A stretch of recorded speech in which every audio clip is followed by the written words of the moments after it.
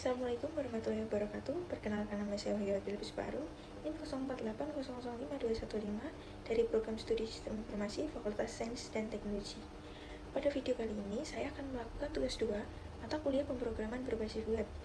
Langsung saja pada video pelaksanaannya. Baik, langsung saja kita masuk pada soalnya. Di sini diminta untuk membuat aplikasi website untuk pemesanan bahan ajar di Universitas Terbuka menggunakan Vue.js sebagai framework, sehingga data-data yang dibutuhkan tidak dibaca melalui database, tetapi melalui JSWL sebagai dummy data yang akan dilampirkan bersamaan dengan tugas praktek ini. Yang dimaksud dummy datanya itu ini, data bahan ajar.js. Kemudian pada tugas ini membuat 2 halaman website. Website pertama yaitu untuk halaman stok bahan ajar.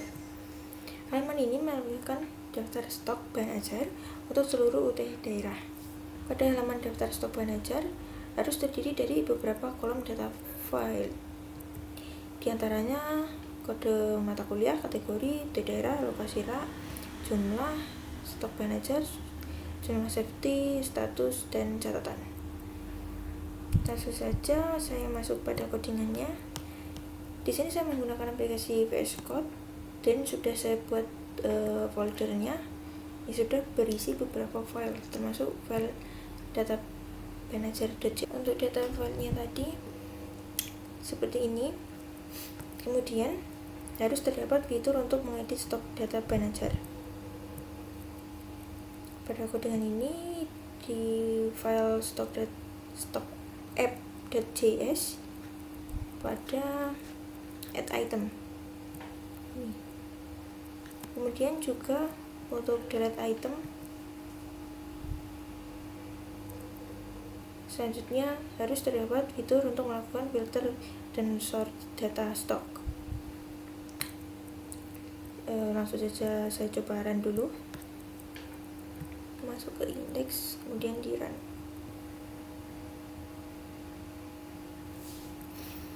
Oke, di sini masuk ke menu stok bahan ajar. Nah, sesuai pada stoknya tadi terdapat 4 buku bahan ajar. Di sini harus ada filter untuk filter stok berdasarkan UT daerah dan kategori mata kuliah.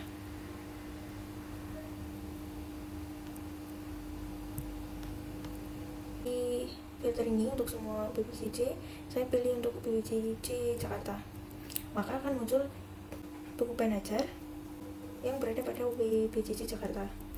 Kemudian untuk kategori mata kuliah, saya coba untuk BPJJ Surabaya, karena ini kategorinya praktikum. Saya coba untuk kategori MK wajib, maka datanya 0 karena tadi hanya ada satu buku yang masuk ke kategori praktikum. Kemudian untuk fitur harus terdapat filter yang hanya menampilkan jumlah stok kurang dari safety stok dan jumlah stok 0 untuk daftar yang dapat mengingatkan.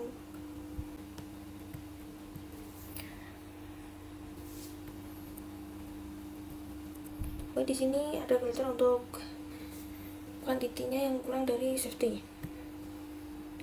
Ini ada 2 bahan ajar, kuantitinya 7 dan stok safety-nya 15, maka statusnya menipis karena batasnya harus 15 stok. Untuk bahan ajar kedua juga sama, safety stoknya harusnya 8 dan kuantitinya tinggal 2, maka statusnya menipis. Karena stoknya sangat menipis, maka catatannya mengingatkan untuk reorder. Lanjut, untuk fitur sort menentukan berdasarkan judul, stok, dan harga.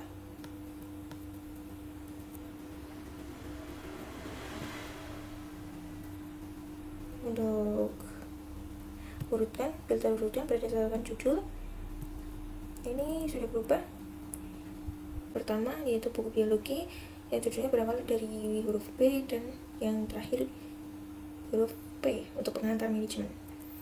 Kemudian filter untuk stok ya, stoknya yang paling banyak yaitu pengantar manajemen 28 stok dan paling sedikit untuk 2 stok pada bahan ajar dasar-dasar sosiologi.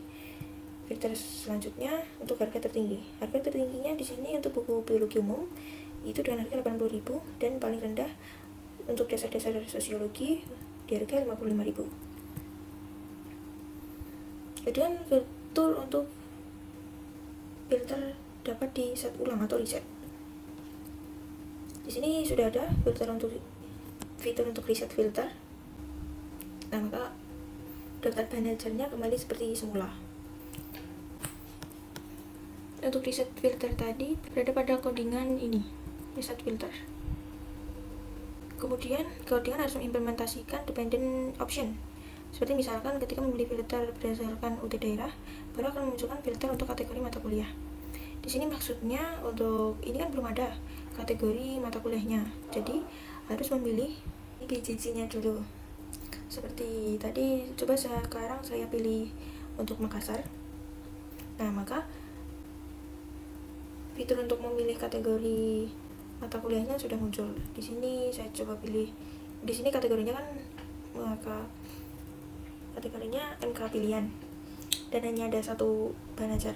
Coba saya pilih untuk MK wajib, maka bahan ajarnya kosong karena tadi masuk ke kategori MK pilihan dan hanya ada satu.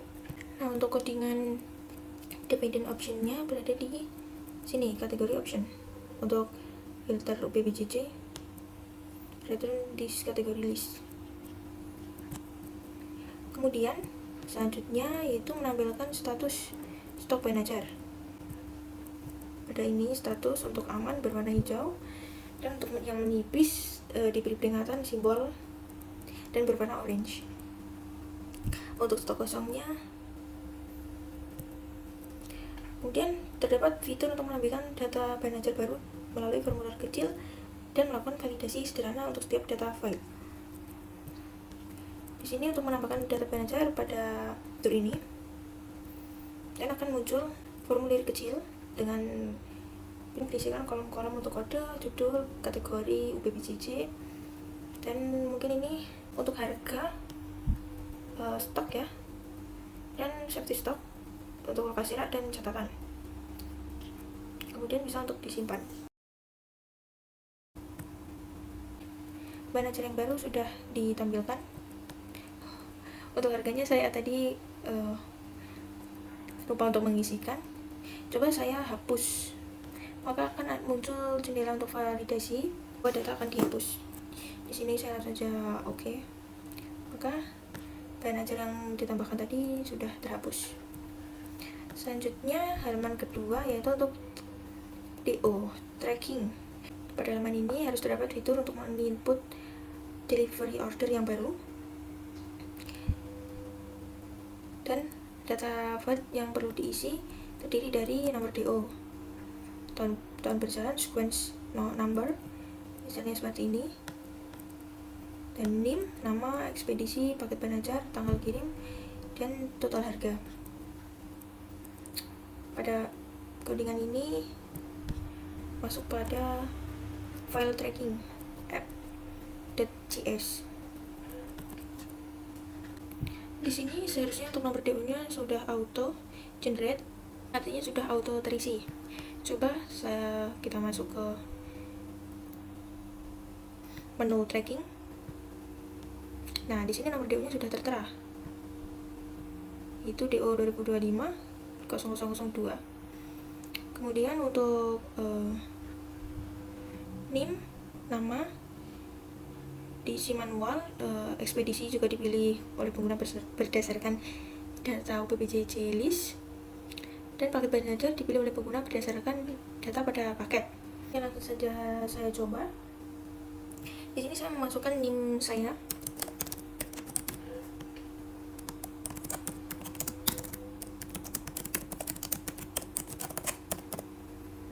Saya pilih ekspedisi reguler. Untuk paketnya, saya pilih paket IPA dasar. Ini dari data bahan ajar.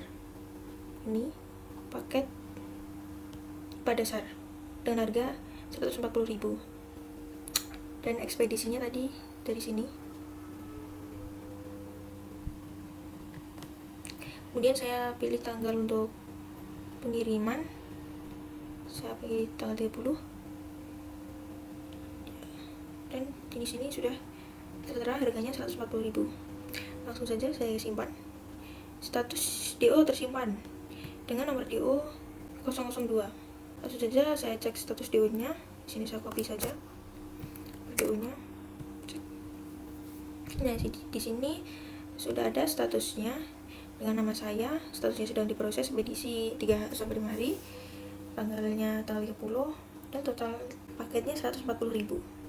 Nah, di sini untuk nomor DO saya kan berakhiran 2, karena untuk DO yang berakhiran 1 sudah digunakan oleh Rina.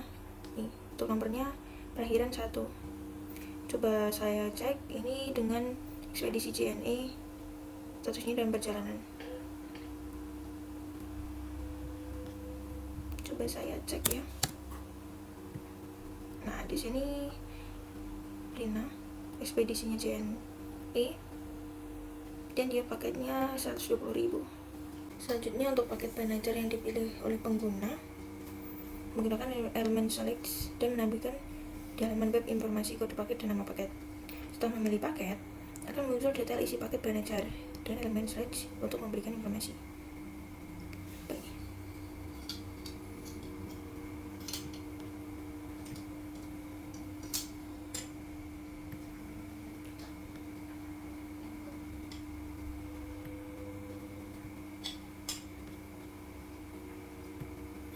Selanjutnya, tanggal kirim dapat diisi manual ataupun menggunakan fungsi date untuk mengambil local time. Ini pada menu tanggalnya, kolom tanggal. Di sini ada fitur untuk memilih tanggalnya. Kemudian total harganya diambil dari array objects paket. Kemudian untuk struktur proyek view.js-nya, di sini untuk index HTML ini untuk menampilkan navigasi menu kedua halaman, yaitu halaman stock dan tracking. Ini dari stock HTML untuk halaman 1 dan tracking HTML untuk halaman 2. Dan folder CSS harus berisikan file style CSS. Ini berada di sini. Untuk style CSS-nya ini. Dan folder JS berisikan file stock app.js untuk logika view halaman stock, dan tracking untuk halaman tracking. Di sini stoknya tadi, dan untuk trackingnya di sini.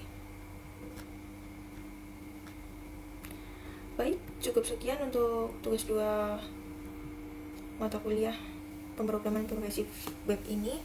Semoga penjelasan saya udah dimengerti, dan kurang lebihnya saya mohon maaf. Sampai bertemu pada tugas 3 selanjutnya. Wassalamualaikum warahmatullahi wabarakatuh.